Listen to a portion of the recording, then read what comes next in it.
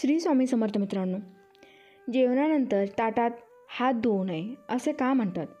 ही माहिती ऐकून तुम्हाला धक्काच बसेल. तुम्ही रोज जेवता, रोज ताटात वाढलेले अन्न खातात, पण तुम्ही कधी विचार केला आहे का, जेवण झाल्यावर ताटातच हात धुणं तुमचं आयुष्य का बिघडवतं? का आजकाल अनेक घरांमध्ये शांती नाही, पैसा नाही, समाधान नाही? यामागे तुमची ही एक चूक जबाबदार आहे का? थांबा, थोडा विचार करा. आणि आजचा व्हिडिओ फक्त एक अंधश्रद्धा नाही, तर हा आहे पूर्वजांनी सांगितलेला एक गुप्त नियम, जो लक्ष्मीच्या घरात येण्यास अडथळा निर्माण करतो. चला तर मग पाहूया, जेवणानंतर ताटात हात का धुवू नये आणि यामागचं अद्भुत, अज्ञात आणि गूढ सत्य काय आहे. पूर्वीच्या काळातील शिस्त आणि नियम. भारतात भोजन ही एक यज्ञक्रिया मानली जात असे. अन्नाला अन्न देवता, तर जेवणानंतरचे वर्तन म्हणजेच आपली कृतज्ञता. ताटात हात धुणं म्हणजे अन्नदेवतेचा अपमान. अन्न हे ब्रह्म आहे आणि ताटात हात धुणं म्हणजे त्या अन्नाला अन्नदेवतेचा अपमान. अन्न हे ब्रह्म आहे आणि ताटात हात धुणं म्हणजे त्या अन्नाला अशुद्ध करणे. प्राचीन ऋषी म्हणतात, जेवणानंतर हात ताटात धुणारा मनुष्य कधीही लक्ष्मीला आकर्षित करू शकत नाही. कारण अन्न देवतेचा अपमान, दारिद्र्य आणि मानसिक अस्थैर्य ताटाला कृपावंत देवतेसारखा मान द्यायला. ताट हे केवळ भांडे नाही. जेवण वाढताना ताटात जसे सर्व देवांचा वास मांडला जातो, त्याच ताटात हात धुणं म्हणजे देवाला अपवित्र करणे. अन्नाच्या ऊर्जेवर जलतत्वाचा आघात. धनवायूचा नाश. भारतीय संस्कृतीत मानला जातो की अन्नात धनवायू म्हणजेच प्रगतीची, समृद्धीची आणि संतुलनाची ऊर्जा असते. ताटात जेवण झाल्यावर हात धुतल्याने पाणी अन्नावर जातं आणि ही ऊर्जा अचानक शून्यावर जाते. अशा ठिकाणी दररोज ही कृती झाली तर त्या घरात नकारात्मक ऊर्जा जमते आणि यामुळे घरातील लोकांमध्ये अपयश, कर्जबाजारीपणा आणि दारिद्र्याची मालिका सुरू होते. लक्ष्मी प्रवेशद्वार बंद होतो. गरिबी फक्त पैशांचा अभाव नाही, तर लक्ष्मीच्या दैवी ऊर्जेचा अभाव असतो. जेव्हा आपण ताटात हात धुतो तेव्हा अन्नाचा अपमान होतो आणि अन्नदेवतेचा अपमान म्हणजेच लक्ष्मीचा अपमान.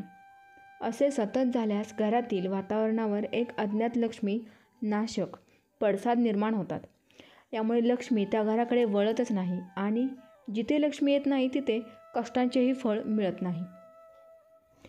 कर्माचा दोष कसा निर्माण होतो? धर्मशास्त्रानुसार अन्न ही देवता आहे आणि जेवण एक कर्मकांड आहे. या कर्मकांडाच्या शेवटी जर आपण अन्नावरचं पाणी टाकतो, म्हणजे हात धुवून पाणी टाकतो, तर ते आपले संपूर्ण कर्मफल बिघडवते. त्यामुळे अशा व्यक्तीची कितीही मेहनत असो, त्याला धनलाभ होत नाही, कारण त्याचं कर्म फलदायक होतच नाही.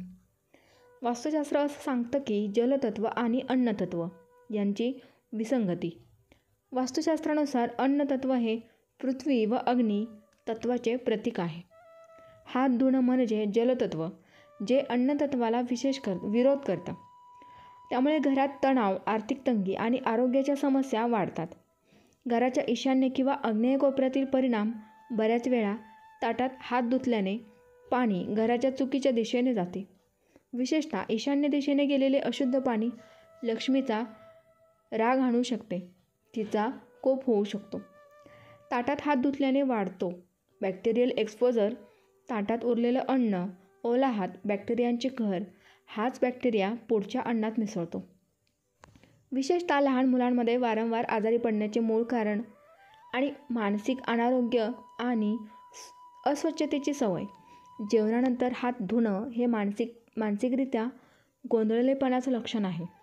यामुळे मनात उलथापालथ, चिडचिड, आळस वाढतो. यामुळे निर्णय क्षमता कमी होते.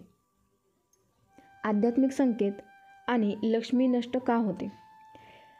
अन्नाचा अपमान म्हणजेच दैवाचा अपमान. श्रीमद भगवद्गीतेत कृष्णाने अन्नाला सर्वश्रेष्ठ यज्ञाचा भाग म्हटले आहे. ताटात हात धुणारा माणूस यज्ञात जल टाकल्यासारखं करतो आणि म्हणूनच लक्ष्मी त्याच घरात प्रवेश करत नाही. पुण्य कमी होण्याचा संकेत. अन्न उरवणं, ताटात हात धुणं हे दोन्ही पुण्य कमी करतात. यामुळे अशा घरात दरिद्रता, वाद, वाईट स्वप्न आणि मानसिक चिंता वाढतात.